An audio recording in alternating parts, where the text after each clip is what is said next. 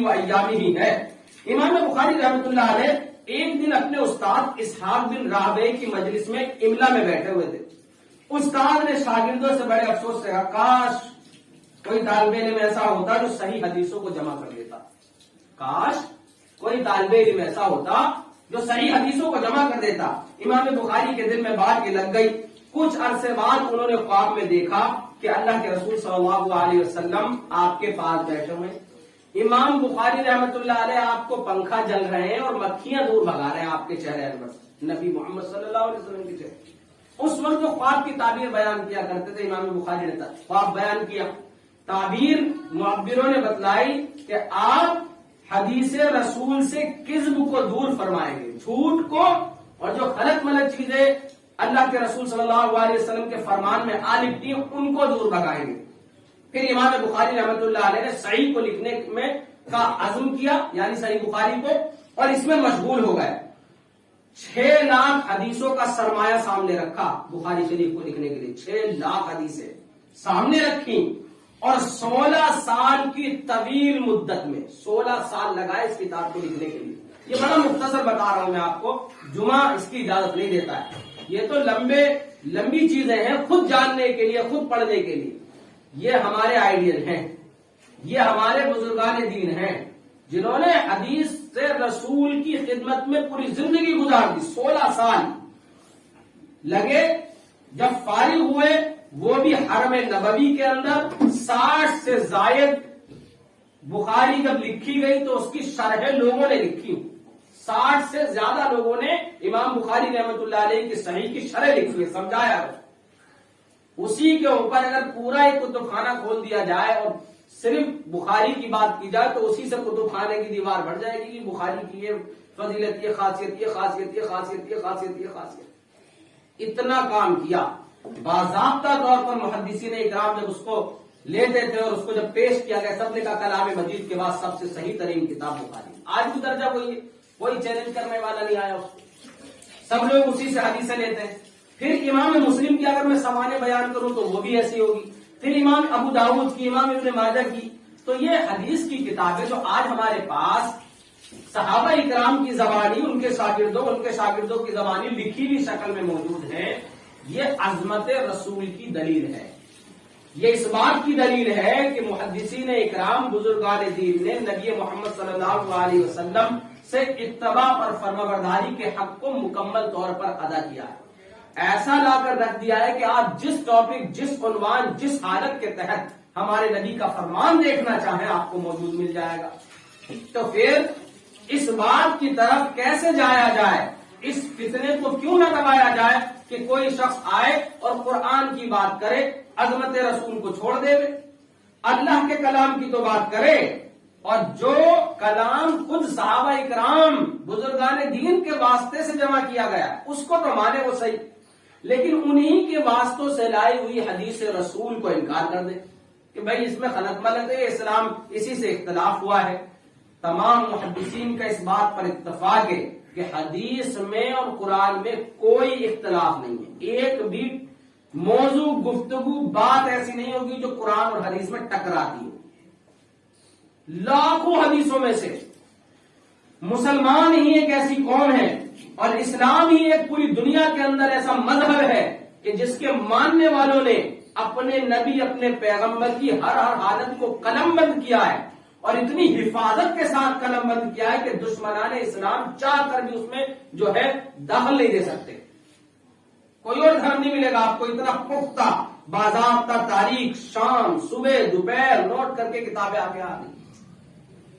تو یہ حدیث کی خدمت کو ہم بھول جائیں، ہم کلام مجید کے زعم میں اس کی تفسیر اپنی مرضی سے کر لیں، ہم فرقان حدیث کی باتوں کو، اس کے احکاموں کو اپنی مرضی سے حل کرنے لگ جائیں، جہاں ضرورت پیش آئے وہاں تو حدیث سے لے لیں، اور جب ضرورت نہ ہو تو حدیث کی بات ہی نہ کریں، جبکہ نبی محمد صلی اللہ علیہ وسلم کا فرمان موجود ہے کہ اے لوگوں میں 2 چیزیں تمہارے درمیان چھوڑ کر جا رہا ہوں، ما تمسکتم بہما، جب تک تم مضبوطی کے ساتھ انہیں تھامے رہو گے، لن تضلوا، کبھی گمراہ نہیں ہو سکتے۔ وہ 2 چیزیں کیا ہیں؟ اللہ کی کتاب اور ہمارے نبی کی حدیث، دونوں ہی حجت اسلام کے اندر۔ ایک شخص صرف قرآن کی بات کرے، اگر قرآن کانفرنسز کرے اور اس میں نبی کی بات نہ کرے، نبی کے فرمان کی بات نہ کرے، تو پھر ایسا شخص فتنہ کھڑا کرنے والا ہے. وہ حدیث سے لوگوں کا منہ موڑ رہا ہے. تفسیر نہیں کر سکتے آپ اپنی رائے سے. اللہ کے رسول صلی اللہ علیہ وسلم کی تفسیر موجود ہے، پھر بھی یہ ظلم ہے، اور اس ظلم کو روکنا تمام مسلمانوں کا فرض ہے. بہرحال یہ حدیث کا عنوان جو چل رہا ہے کئی دنوں سے، یہی مکمل کرتا ہوں اس امید کے ساتھ کہ اگر ہم اس کو اور آگے لے جائیں، امام مسلم کی پھر سوالیں لے کر آئے، ان کی کتاب کی تعریفیں لے کر آئے، پھر امام ابو داؤد کی لے کر آئے، بہت طویل وقت درکار ہے اس کے لیے. بہرحال مختصر طور پر یہاں تک بات کو جو ہے مکمل کر دیا گیا. آئندہ جمعہ انشاءاللہ العزیز حدیث کے اوپر ان لوگوں کے سوالات جو حدیث کو حجت نہیں مانتے، کیا سوال کرتے ہیں، وہ لوگوں کے اندر کیسے فتنہ پیدا کرتے ہیں، اس کا جواب کیا ہے، سوال جواب کی شکل میں. کیونکہ بہت سارے علم کو ایک دم سے دے دینا جمعے میں 5 منٹ میں وہ سمجھ میں آنے والی چیز نہیں ہے.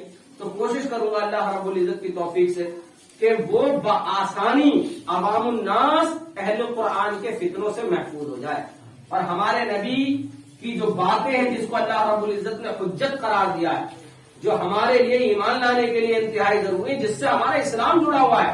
ایک ایک لمحہ، ایک ایک عمل بغیر حدیث کے آپ ثابت نہیں کر سکتے. نماز کی کتنی رکعتیں ہیں، ان میں کیا پڑھا جائے گا، کیسے پتہ چلے، ہمارے لیے بتا رہے ہیں. وضو کا طریقہ آج تک ہم لوگ پیر دھوتے ہوئے آ رہے ہیں.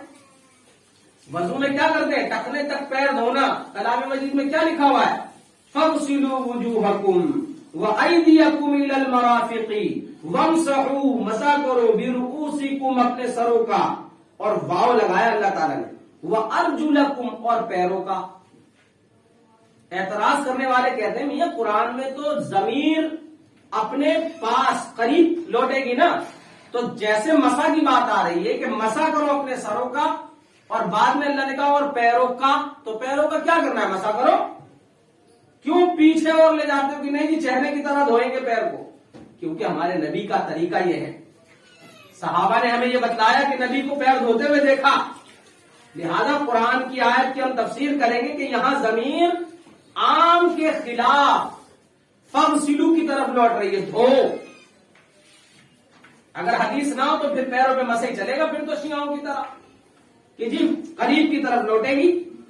آپ ترجمہ دیکھیں نا، وامسحوا برؤوسکم، اور سروں کا مسح کرو، ورب ہے، فعل ہے. وارجلکم الی الکعبین، اور پیروں کو ٹخنوں تک کرنا کیا ہے، ضمیر بتا دی. اب اس ضمیر کو پیچھے لے کے جائیں گے ہم، جی اسے تو مسح کرنے کا آ رہا ہے فعل، کہا جی مسح کرو نا، مسح نہیں کریں گے، ہم دھوئیں گے پیروں کو. کیوں؟ کیونکہ ہمارے نبی نے پیر دھوئے، دھونے کا حکم کیا ہے. وہ کس میں، حدیث میں، حدیث میں موجود ہے، ہمارے لیے حجت ہے حدیث. ادنا سے ادنا ایک صحابی علاقوں میں سے کوئی ایک صحابی بھی صحیح سند کے ساتھ نبی محترم کا ایک عمل پیش کر دے، ہمارے لیے وہ حجت ہے. اور حدیث کے لیے سب کچھ کرنے کے لیے ہم تیار ہیں. بدنامی اسی لیے ہم جب بھی ہم بات کرتے تو حدیث کی کرتے ہیں، ہم امام کی کرتے ہی نہیں، ہم مسلک کی کرتے ہی نہیں، ہم بزرگان دین کی کرتے ہی نہیں. ہم بات یہ کرتے ہیں کہ ہمارے نبی نے کیا فرمایا وہ بتا دیجئے بس. اگر نبی نے فرمایا ہے تو ہم آمنا و صدقنا، کیا پریشانی. نبی آئے اس لیے کہ ان کی تابع داری کی جائے، ان کی فرمانبرداری کی جائے، ان کو مانا جائے. اگر کوئی غلط نہیں ہو سکتا تو وہ کون، نبی محمد صلی اللہ علیہ وسلم کی ذات. باقی سب سے سہل ہے، سب سے غلطی کا امکان ہے.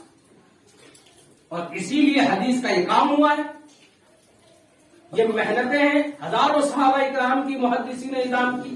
ان محنتوں کو چونکہ ہماری سمجھ میں نہیں آتا ہے، بات میں لکھی ہوگی کون ہے یہ بخاری، لوگ کہتے ہیں کون ہے امام مسلم. بھائی ہمارے لیے تو ہمارے والد کی جگہ ہے، تمہارے لیے نہیں ہوں گے، کچھ نہیں ہوں گے. ہم تو استاد مانتے ہیں ان کو. اگر ان کو ہٹا دیا جائے اسلام کا حصہ ختم ہو جائے. اور ان کی پلاننگ یہی ہے، پہلے حدیث کو ہٹاؤ، پھر دین کے ضروری احکام ہٹا دو، قرآن بچے گا صرف. اب قرآن سے کیا سمجھنا ہے، جو ہم بتا رہے ہیں خود سمجھ لو.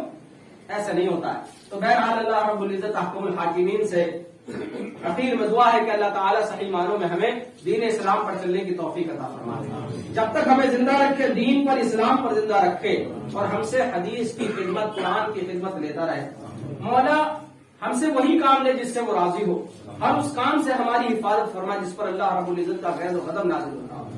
سبحان ربک رب العزت عما یصفون وسلام علی المرسلین والحمد للہ رب العالمین. اقول قولی ھذا استغفر